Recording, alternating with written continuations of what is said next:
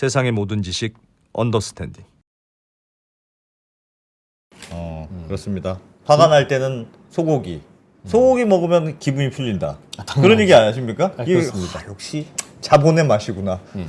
소고기 맛있는 걸 구워 먹잖아요. 열심히 일해서 돈 많이 벌어야 되겠다는 생각이 그냥 한 점 한 점 씹을 때마다 그냥 그렇습니다. 물컹물컹 쏟아집니다. 비싼 한우 먹어보십시오. 그냥 야. 눈물이 나지 맛있어가지고. 자, 언더스탠딩 한우 자본주의의 맛. 네, 최저가 한우 선물 세트 얼마 안 남았습니다. 9월 1일까지만 봤으니까 요런 거 보내드리니까 요번 추석 명절에 선물하실 분 설로인 추석 선물 세트 네. 한번 생각해 보시면 좋을 것 같습니다. 자, 오늘은 김상훈 기자가 또 네, 야 요즘 이것도 은행들이 좀 난리가. 부동산 값 잡는다고 어, 금감원장님이 은행장님들을 부행장이 왔겠지. 불러서 왜 금리만 자꾸 올리냐? 금리가 너무 낮다. 그래서 집값이 오르지라고 했더니 그 다음 날부터 금리를 다들 올려놔서 한번 올렸는데 그랬더니 다시 불러서 야 금리 올려서 이 대출 줄이는 걸 누가 못하냐. 좀 창의적인 방법을 생각해 봐봐. 지금 아침 신문 봐라 지금 다 갑자기 하루 아침에 금리 올라갔다고 난리잖냐. 금감원장이 은행장 부르니까 은행 금리 뭐 성큼성큼 올라. 지금 물 먹이려고 작정했습니까 지금? 이런 뉘앙스로 얘기했던 모양이죠. 네, 그랬더니 그래서. 가서 은행들이 각종 창의적인 아이디어를 동원해서 네. 요 대출은 요건 안 되고요. 요 대출은 요건 안 되고요. 요건 안 되고요를 쏟아내고 있는데 요즘 그래서 대출 받기 어렵다는데 요거 좀 배워보겠습니다. 도대체 무슨 일들이 뭐가 지금 안 일어나고 되는 건지. 네. 특히 김상우 전세 기자님. 대출 다 끊긴다는 얘기도 돌고. 네, 그러고 김상우 있습니다. 기자님한테 배워보겠습니다. 어서 오십시오. 네, 안녕하세요. 김상훈입니다. 네. 지난 일요일이었죠. 금융감독원장이 공중파 방송에 나와서 저는 굉장히 이례적으로 봤어요. 금감원장이 저런 금융위원장이 아니라 금감원장이 나와서 정책에 대해서 이야기하는 것도 그렇지만 네. 금감원장이 집값 얘기도 하고 은행들의 정책을 뭐 조목조목 비판하기도 하고 그래서 굉장히 노골적으로 얘기를 한 게 뭐였냐면 아까 2% 말씀하셨던 것처럼 방법을 찾아가지고 대출을 줄일 생각을 해야지 손쉽게 금리 올리는 걸로 하면 누가 그걸 방법이라고 할 수 있느냐. 은행들도 좀 억울하긴 하겠다. 올리라고 그래가지고 내가 올렸는데 야 지금 너 장난해? 금리 좀 올려야지. 그래서 사실은 올렸는데 대출 좀 줄이세요. 이렇게 얘기했지. 그렇게 얘기했지. 그렇지. 우리가 금리 올리라고 대출 좀 하냐. 줄이라고 하면 너 어떻게 줄일 거야? 금리 올려야 대출 줄지. 손님들은 계속 쏟아지는데 그럼 뭐 추첨해서 그 중에서 두 분만 대출해 드립니다. 할 수 있겠어? 와, 은행들은 진짜 좋았겠다. 금리 안 그래도 올리고 싶은데 금리를 올리는데 줄은 계속 써. 근데 우리가 올리고 싶은 거 아니에요? 감독에서 올리라고 그랬어요.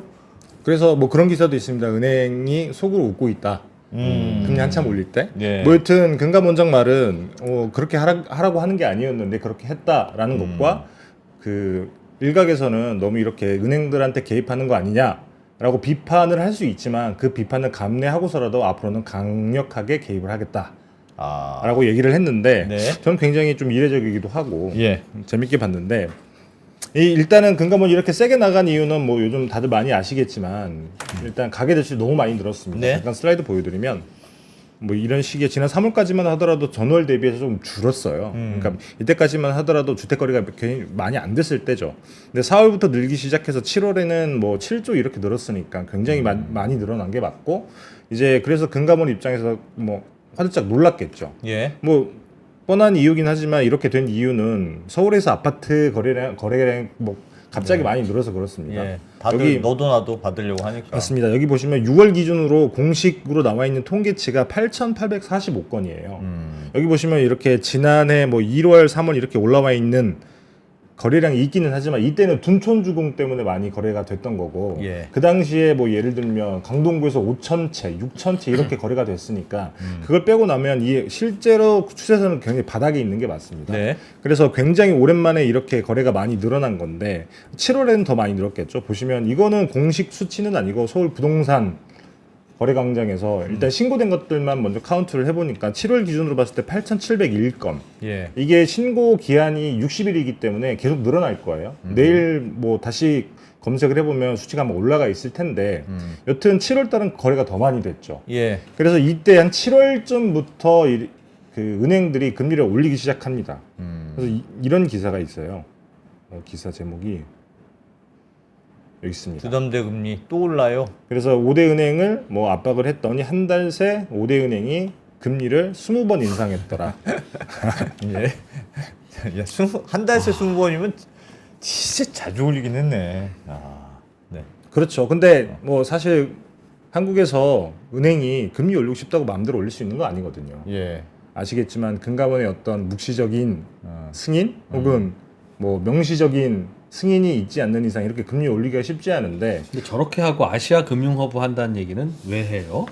저 금융허브에서 이렇게 해도 돼요? 어허, 아시아 금융허브는 쉽지 않은 겁니다. 그거 포기한 건가 그냥 사실?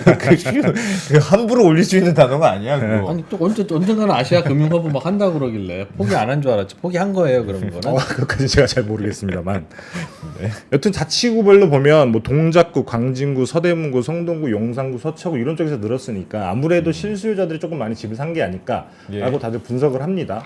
이유가 뭐냐면 일단은 그 최근에 집값이 거의 다 떨어졌는데 다시 오르기 시작한다라고 하는 어떤 그 부동산 네. 시장의 네. 분위기가 만들어졌고 더더군다나 이제 금리는 앞으로 내릴 거다라고 다들 예상을 하고 집값이 더 오를 것 같다고 맞습니다. 느낌이 드는 거죠. 그리고 원래는 7월 달에 그 시행이 되기로 예정이 돼 있던 스트레스 DSR이라고 하는 게 있어요. 네. 스트레스 DSR이라고 하는 게 뭐냐면 DSR이라고 하는 게 1년 동안 내는 내 원리금이 연봉의 40% 넘어가지 않게끔 대출을 해줘라라고 하는 게 DSR이잖아요. 예. 근데 스트레스 DSR은 뭐냐면 우리나라는 변동금리 대출이 되게 많이 있기 때문에 네. 이 변동금리인 경우를 조금 감안을 해서 조금 더 가산금리를 붙여서 계산을 해라. 너무 불안해. 그렇죠. 그러면 한도가 줄어들겠죠. 금리 좀 더 높여야 돼. 그래서 원래는 이게 7월 1일 시행 예정이었는데 9월로 바뀌었습니다. 네.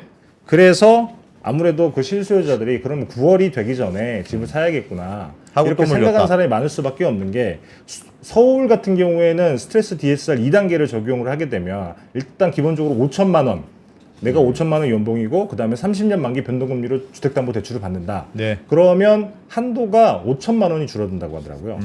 그러면 집을 살려고 한 사람 입장에서 서둘러 집을 살 수밖에 없는 그런 상황이었죠. 예. 여튼 그래서 은행들이 금리를 굉장히 많이 올렸는데 금리가 어느 정도 되냐면 보고 놀라실 수도 있을 것 같기는 한데 지금 네. 금리가 이렇습니다. 30일 그러니까 오늘 기준이에요. 보시면 KB국민은행이 하단 최저 4.59에서 5.99.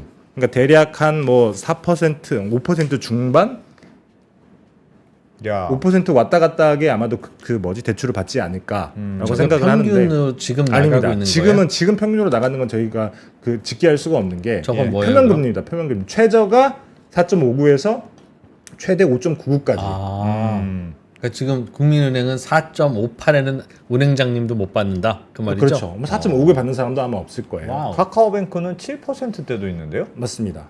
대부분 보면 4% 후반 5%에서 6% 오가 다 사이예요. 넘었겠구나. 요즘 새로 나가는 거가. 되게 신기한 게 여기 보시면 하나생명이 옆에 나와 있잖아요. 예. 보험사에서 그 주택담보대출 금리가 시중은행보다 더 싼. 심지어는 제2금융, 신협 이런 데도 더 싸다고 얘기를 하더라고요. 알겠습니다. 네, 하여튼- 그만큼 은행들이 많이 높여놨다. 맞습니다. 그래서 이게 KB국민은행의 그 신규 취급 주택담보대출 금리 추이를 제가 3년 거를 쭉 뽑아봤는데 예. 여기 보시면 최근에는 이 가장 밑에 있는 녹색 선이 마진금리라고 하는 거예요. 실제로 그 나간 대출들의 평균 금리가 이만큼이었고 당시에 그 대출을 해주기 위해서 받았던 그 조달했던 돈의 금리가 이 정도였으니까 대략 2년 전쯤 했을 때 이게 한참 그 가계 대출 관리를 빡세게 할 때예요. 예. 빡세게 할 때라서 그 당시는 금리를 내리고 싶어도 내릴 수가 없었죠. 예. 그러니까 조달 금리가 1.97이라고 하는 거는 그때 당시 기준 금리가 1%대였으니까 싸게 이렇게 조달을 했는데 해서 가계부채를 줄인다라고 하니까 그 정책 때문에 금리를 낮출 수가 없었던 거죠. 엄청 이 마진이 높았네요. 저 때는. 맞습니다. 그래서 그 당시에는 은행들이 돈을 꽤나 많이 벌 때입니다. 그래서 예. 이때 돈을 너무 많이 벌어가지고 당시에 그 대통령과 금감원장께서 뭐라고 은행들이 했다? 이자 장사한다고 그래서 뭐 2조 원짜리 상생금융 방안 막 내고 그랬었잖아요. 음. 이제 그러다가 2023년부터는 거의 마진이 줄어들었어요. 그래서 보시면 6월 기준으로 봤을 때 이게 실적치가 나온 가장 최근 건데 KB국민은행 야. 같은 경우에는 마진 금리가 2bp밖에 안 됩니다. 예. 와, 거의 없네. 거의 없죠. 근데 이런 상황이었는데 갑자기 대출이 늘어나고 그래서 금감원에서 아예 대출 너무 늘어나니까 조금 줄여라라고 하는 시그널을 주니까 이때 금리를 팍 튄 거죠. 그래서 보시면 마진 금리가 뭐 실적치가 나와봐야 알겠습니다만은 대략 적어도 167bp에서 많게는 KB 같은 경우에는 257bp까지 늘어나요. 안 그래도 괴로웠는데 그냥 엄청나게 먹었네요 은행들이. 맞습니다. 야, 진짜 1% 포인트가 갑자기 올랐구나. 올라가 버렸네. 3.4에 적어도 1.5% 포인트가 오른 거죠. 야. 3.4에 주다가 바로 5로 올렸구나. 맞습니다. 그 한번 부르니까 그걸 왜 불러 그러니까. 그러게 누가 집값 자꾸 올리래요? 집값 올린 놈들이 잘못이지. 아마도 오죽 답답하셨으면 금감 원장님이 저러셨겠습니까? 금감 원장께서는 예. 금리가 올라가면 당연히 수요가 줄어들 거라고 생각을 했는데 그 상식이죠. 금리가 올라가면 좀 실제로 2022년에도 그러했으니까. 좀안 올렸으면 더 대출이 많긴 많았을 거예요. 근데 다만 금리가 올렸음에도 대출이 안 주니까. 안 줄어드니까 뭔가 이렇게 특단의 대책을 내야 되겠고 그렇다고 해서 우리가 뭐 금리 올리라고 안 했는데 보니까 이 어쨌든 가계대출이 늘어난 거에 대한 원인은 얘기를 해야 되잖아요. 그래서 금감 원장이 그런 얘기를 한 게 아닐까라고 저는 개인적으로 추정을 하는데 금리 말고 다른 걸 했었어요. 뭐 예를 들면 이런 거예요. 네. 그 DSR이 40%가 어쨌든 정부에서 권고하고 있는 그 예. 규제 수치잖아요. 네. 요거는 정부가 제시하는 최소한의 룰인 거지 40% 이하로 해도 된다. 그래서 대출이 늘어나게 되면 은행이 알아서 40%보다 밑에서 해주면 되는 거지. 왜 그런 거 안 하고 손쉽게 금리를 올렸냐라고 얘기를 하죠. 이 프로가서 한마디 하면 부동산 가격이 급등하기 시작해서 좀 잡아야 되겠다는 생각을 당국이 했다면 거기에 대해서 결정을 내렸다면 지금 누가 봐도 그 결정 내린 거잖아요. 지금 뭐 저도 그렇게 판단하고 그죠? 있습니다. 부동산 가격 올랐는데 이거 공급 대책은 조금 한참 있어야 작동이 시작하는 거니 뭔가 수요 억제하는 거는 금융을 좀 쪼야 되겠다는 생각을 당국이 한 게 맞다면 네. 그냥 지금부터 우리가 부동산 가격이 좀 안정됐다고 생각하는 이 시기까지는 미안하지만 가산 금리를 은행들이 더 올리겠습니다. 네. 그러면 여러분 대출 받으시는 분도 불편하고 그러니까 잠깐 매수를 좀 자제합시다. 다만 은행들 보고 판단해서 무주택자가 1주택 되는 거는 가산금리를 요만큼만 올리고 조금 이상하다 싶은 거는 가산금리를 많이 올리십시오. 라고 하는 게 제일 심플하지. 그래도 그렇죠. 안 건드리는 것보다는 못하지만 그게 제일 심플하지. 네. 그렇게 올렸으면 좋겠고 올려야 잡히는 이 상황을 다음날 신문에서 이러면 은행들만 배 터지네 뭐 갑자기 올라간 금리에 서민들 마음 무너져 이런다고 해서 또 화들짝 놀라서 은행들 다시 불러서 야 이자 올라가는 거는 요거 내가 욕먹는데 이러면 안 되지라고 하면 어떡하냐는 거예요. 그러니까 이거는 정책을 차라리 그렇게 하려면 그냥 올리기로 하고 요건 내가 먹고 내가 결정했어. 그리고 국민들도 비상시라 그렇구나 욕하지 말아야지 불나서 소방차 가는데 교통 통제한다고 뭐라고 하면 안 되잖아요. 저도 그렇게 그러니까 생각합니다만. 이제 오늘부터 12월 말까지는 금리 비쌉니다. 여러분 이해하십시오. 라고 그렇게 해야지. 네. 말 타고 있는데 제 말 아프다 그러면 내려오고 차 또 왜 말 두고 왜 걸어가냐고 하면 다시 올라타고 왔다 갔다 뭐 하는 짓이에요 그게. 뭐 언론들이 부동산 정책합니까? 창의적인 방법을 생각해내랬잖아. 창의적인 방법. 아니 실제로 금리 올리는 거 말고도 네. 이게 뭐 은행별로 따로 이거 대출을 줄이기 위한 여러 노력들은 한 걸로 보이기도 해요. 예. 그래서 잠깐 슬라이드 보여드리면 요게 뭐냐면 사실 대출 총량제를 2022년에 하고 난 다음에 요게 아직도 남아 있기는 해요. 그래서 그 매년 금감원에서 각 은행별로 니들 올 말에 그 가계대출의 목표 잔액은 딱 여기까지만 해라고 목표치를 줍니다. 네. 목표치를 주는데 그게 올해 목표치가 전년 대비해서 1% 정도, 2% 정도밖에 안 오른 수치라고 해요. 그러니까 가계대출을 최대한 적게 하라라고 지침을 내렸는데 총량은- 문제는 뭐냐면 금리를 올렸음에도 사람들이 와서 대출을 받아가니까 그걸 다 예. 넘어버린 거예요. 어허. 그러니까 이렇게 될지는 아무도 몰랐던 거죠. 이 정도 금리면 사람들이 안 올 줄 알았는데 아.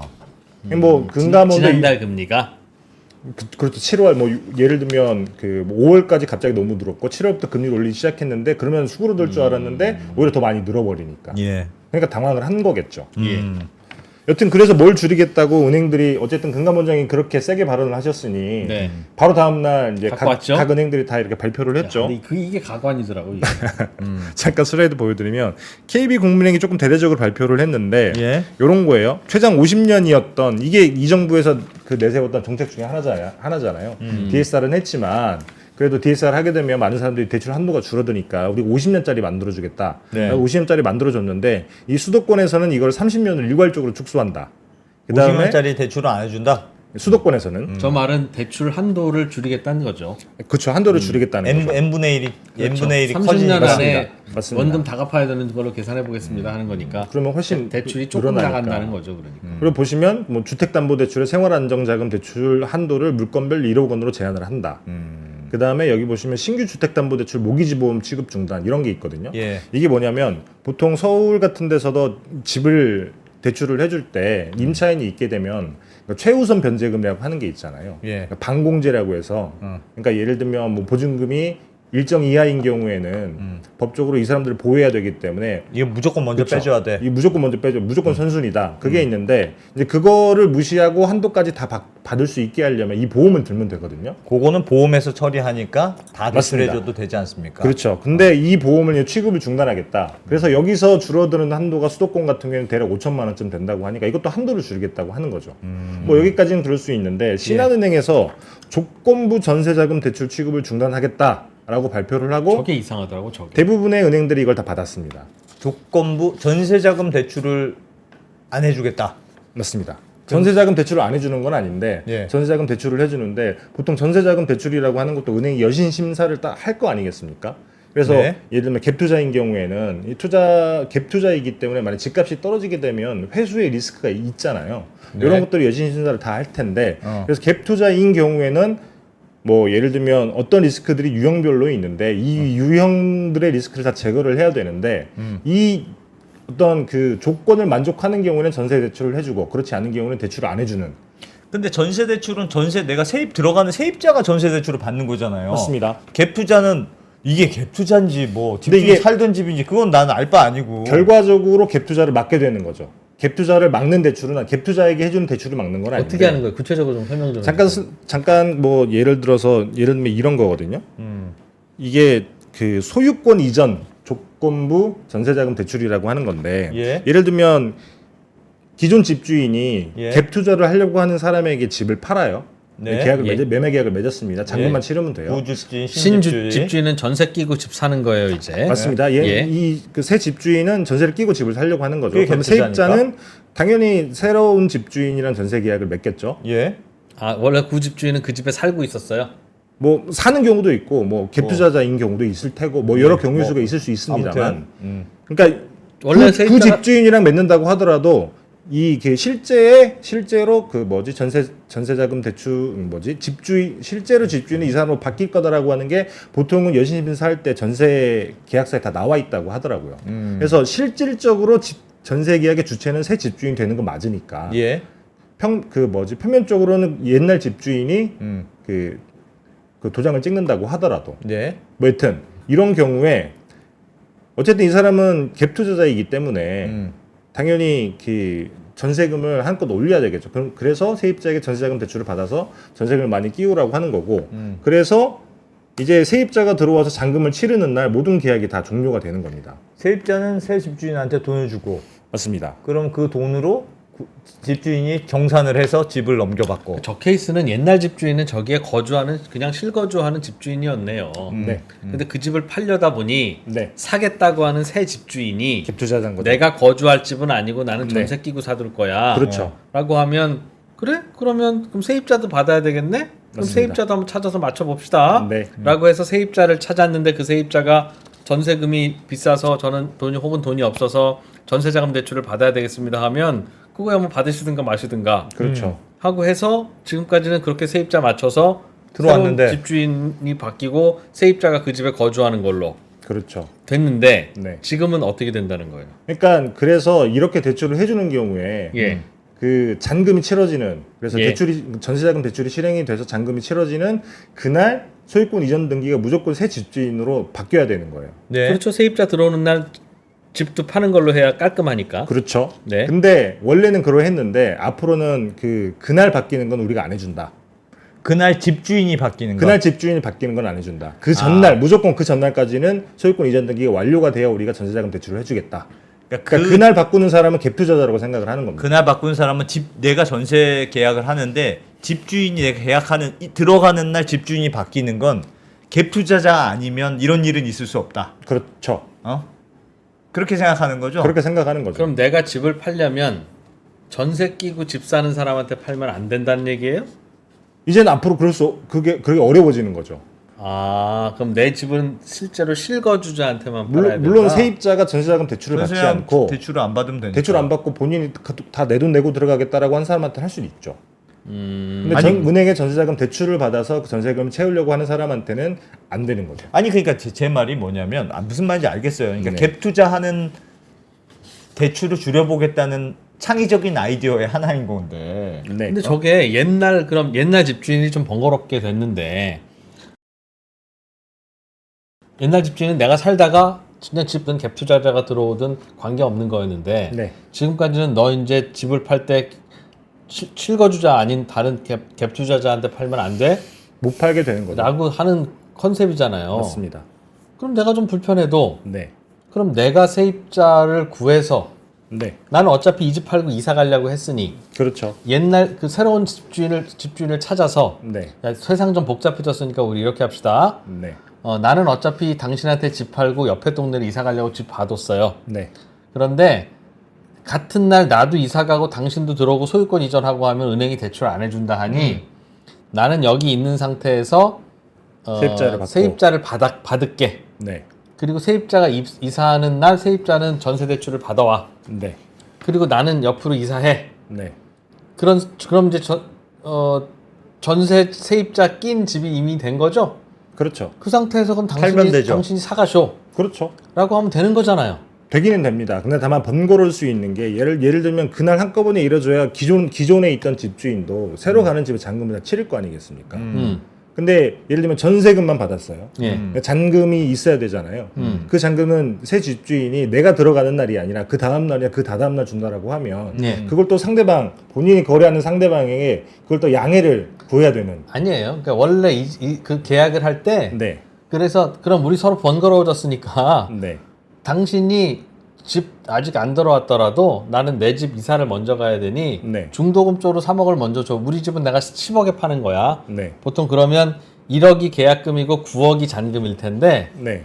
1억 계약금 주시고 4억을 중도금으로 주시고 네. 난 5억 받아서 옆에 이사 다 하고 네. 그리고 나서 다음날 5억만 넣고 들어오세요라고 하면 할 수 있다고요. 근데 갭 투자하는 사람이 그 돈이 많이 있을까요?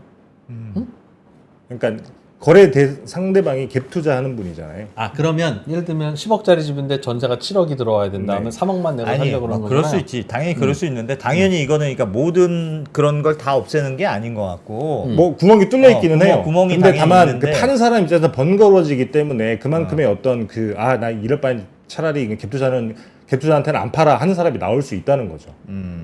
왜냐면 이 사람도 이제 이 집을 팔았으니까 본인도 이사를 가야 되고 그 집이 매매일 수도 있고 뭐 전세일 수도 있습니다만 네. 거기서도 본인도 잔금을 다 치러야 되는데 이 날짜를 그러면 본인이 잔금 치르는 날 그때 다 맞춰야 되는 거잖아요. 이사는 이미 들어가고 난 다음에. 이 잔금은 보통은 세입자가 전세 갖고 들어오는 돈으로 보통 네. 잔금이 다 치러지기 때문에 갭 투자라고 하는 일반적으로. 건 원래 아, 그러니 세입자가 들어오기만 하면 잔금 치르는 그쵸. 건 별 문제가 그러니까 없고요. 본인의 잔금이 아니라 본인이 들어가는 집의 잔금. 그리고 그러니까 이거는 그러니까 이게 전세 대출 대책이 아닌 것 같고 그냥 은행이 창의적인 방법을 생각해봐 레메. 그래서 그래 그럼 우리는 요 대출을 줄여보겠어요. 그 명분을 우리는 요 만든 대출을 건데. 줄여보겠어요.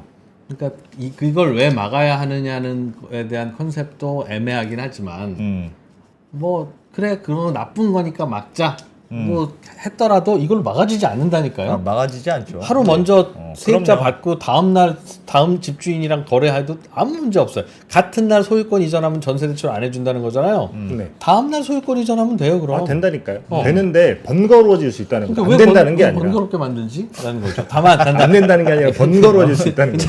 그러니까 창의적인 아이디어. 김상원 기자님은 네. 이제 투기를 안 해보시고 집을 안 팔아보셔서 아유 번거로운데 나 이 사람한테 안 팔고 그럼 다른 사람한테 팔지 뭐 라고 하라고 그렇게 되지 않겠습니까 라고 하는 건데요. 네. 집을 팔아보면 네. 팔 생각이 들면 단돈 100만 원이라도 더 주겠다는 저 사람하고 해서 일을 만들지 아 괜찮아 내가 2천만 원 싸게 팔고 너랑은 귀찮아서 안 해. 야 그냥 네가 실거주 할 거냐? 2천만 원 싸게 하게 해. 이렇게 하지 않는다니까요. 한번 당연하죠. 이 사람이 사겠다고 하면 이 사람한테 합니다. 무조건 이 사람한테 합니다. 이거는. 근데 이런 경우에서도 생기는 게 이런 거예요. 그러니까 그러면 그 원래 집주인은 새 세입자를 받아야 되잖아요. 근데 새 세입자를 받는데 그때도 그 사람이 만약에 전세자금 대출을 가지고 들어온다. 그러면 전세자금 대출을 은행에서 받아야 되는데 그때도 전세자금 대출을 못하게 하는 방법이 있습니다. 예를 들면 조건부 전세 대출 중에 이런 게 있어요. 선순위 채권이 있으면 이건 무조건 꺼라. 그래야 우리가 대출을 해준다. 그럼 기존 집주인 입장에서는 권리관계가 명확하게 깨끗하게 아무것도 없는 상태에서 내가 세입자를 받으면 예. 그 사람은 전세자금 대출을 받아서 들어올 수가 있는데 네. 그리고 난 다음에 전세로 세입자로 채웠으니까 그럼 갭투자한테 팔면 되잖아요. 네. 근데 내가 권리관계가 이미 선순위 채권자가 대출을 받아놓은 게 있어요. 예. 그러면 이 사람 세입자는 들어오고 싶어도 전세자금 대출을 받아서 들어올 수가 없습니다. 은행에서 대출을 안 해주기 때문에. 그럼 그렇게 해서 얻는 효과가 뭘까요? 그러니까 예를 들면 이런 거죠. 그래서 이게 전세 대출이 가능한 시나리오를 제가 한번 그려봤는데 네. 이게 실거주인 경우에는 뭐 권리관계 뭐지 그 뭐 대출금 전세금은 잘 맞는다고 하면 크게 문제는 없을 것 같긴 한데 여기는 뭐 될지 안 될지 조금 아리까리합니다. 근데 다만 실거주이면서 대출을 끼고 있다. 그러면 세입자는 전세자금 대출을 못 받아요. 예.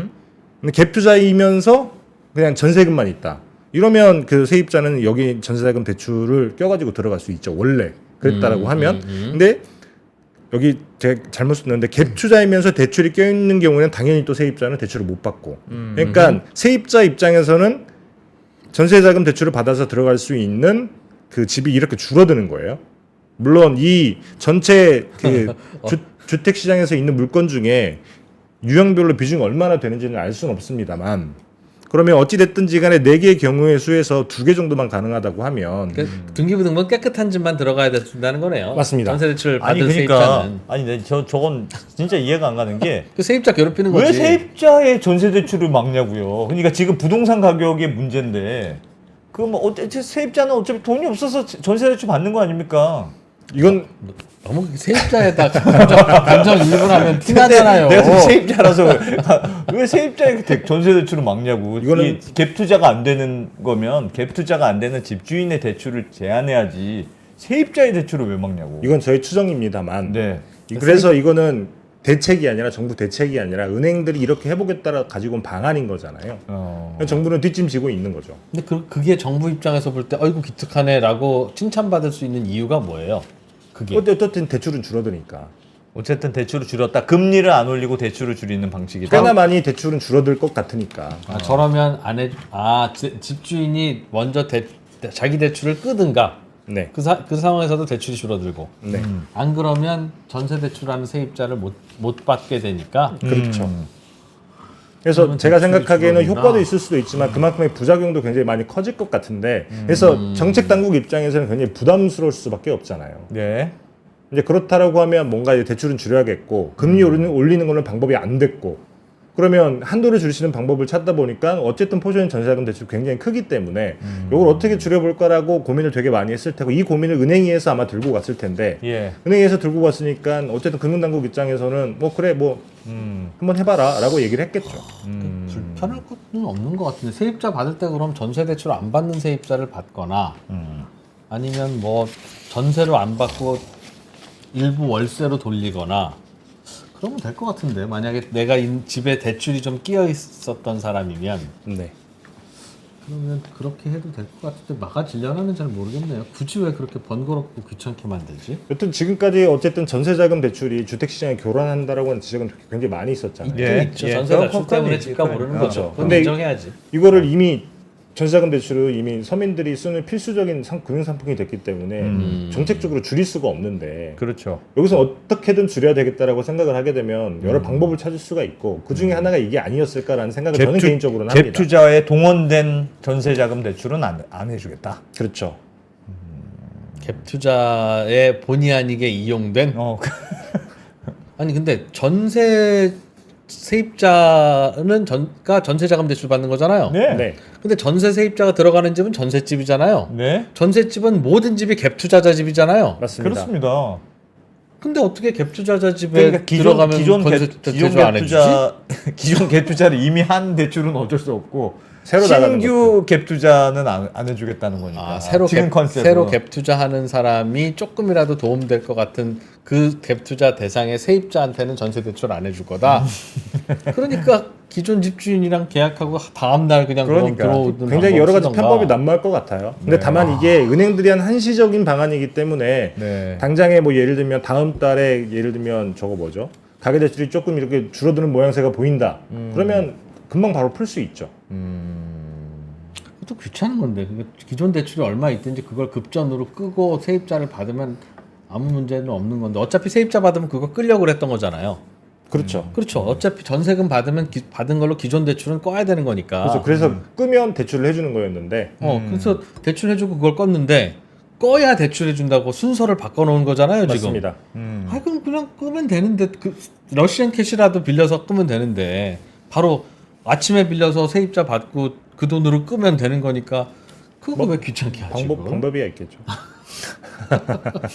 그러니까 은행 입장에서는 뭐라도 했어요를 뭐, 보여주려고 하는 건데 뭐라도 지금 내야 되는 상황이고. 그렇죠. 왜냐하면 금감원장이 너무 강력하게 얘기를 했거든요. 그러면 저렇게 창의적인 대안들을 내놨어요. 네. 그러면 대출 금리는 내렸습니까? 안 내렸습니다. 아까 말씀드렸다시피 요게 다시 슬라이드 보여드리면 요게 30일자거든요. 제가 딱 그 발표한 그 다음날 27일자 월요일자를 한번 봤을 때랑 바뀐 게 하나도 없고 신한은 조금 더 올랐어요. 그래서 사실 금리 올리는 거를 용인한 거죠. 금융당국이. 금리는 금리대로 올리고 네, 창의적인 방법을 내놔봐. 맞습니다. 이게 조금 번거롭게 된 거지만 실제로 현장에서 집을 사고 팔아보면 파는 사람이 강제로 파는 게 아니에요. 파는 사람도 자기가 이 집 팔고 싶어서 파는 거라고요. 그렇죠.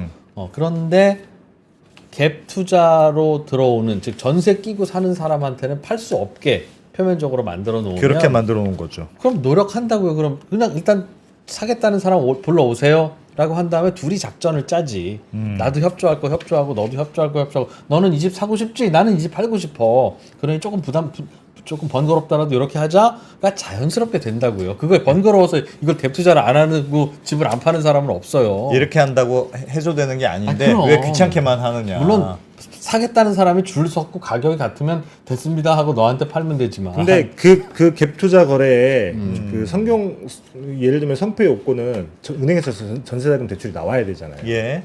근데 안 나올 방법이 없다는 거죠. 사실 은행도 해주고 싶고 네. 기존 집주인이 있는 상태에서 세입자 받은 다음에 네. 전세 대출 받고 그런 다음에 그 다음 날 집주인 바꾸면 전세 대출 해준 은행도 몰라. 아무 문제 없어. 근데 세입자 입장에서는 사실 그 거래는 나랑 상관이 없잖아요. 그렇죠. 그러면 세입자 입장에서는 예를 들면 그 요건이 만족이 되는 네. 아이들만 찾아다니겠죠. 그런 집을 고르려고 하겠죠. 아니요, 세입자도 세입자 안 해봤는데 왜 몰라요? 여러 집 중에서 내가 제일 마음에 드는 집이 이 집이에요. 네. 그런데 이 집의 조건이 기존 집주인하고 거래를 한 후에 하루 후에 집주인이 바뀐다. 그거는 괜찮아요. 그럼 세입자는 괜찮아. 와이나. 네, 맞습니다. 이 집이 제일 마음에 들어. 하여튼 네. 나는 오빠 저 집 하자고 하는 거예요. 근데 뭐 예를 들면 그렇죠. 권리관계 대출이 껴있거나 그러면 그럼 피하게 되는 거죠. 대출이 껴 있으면 네. 그렇죠. 대출 껴 있으면 세입자는 어차피 대출을 못 받으니까 그렇죠. 세입자는 깨끗한 집 가야 되고 그래서 갭 투자가 일어날 수 있는 알겠어요. 거래 유형이 굉장히 좁아진다는 겁니다. 무슨 말인지는 알겠어요. 뭐 이해는 됩니다만. 그래, 여튼 이게 뭐 언제까지 지속이 될지는 네. 두고 봐야 근데 되겠지만 이 정도 정책은 이상한 거 아닙니다. 아까 토지거래 허가구역이 운영되는 그런 거에 생각하면 이건 충분히 있을 수 있어요. 정책도 아니고 다시 말씀드리지만 정책은 아닙니다. 정책이 아니고 그냥 은행들이 한다는 거니까. 이런 일은 그냥 있을 수 있어. 그래. 일도 아니야. 다양한 일들이 일어나고 있군요. 요즘 부동산 가격이 오르는 게 부담이긴 부담인가 봐요. 굉장히 제가 생각에 혼란스러워요 지금 부동산 시장이. 금융시장도 그렇고.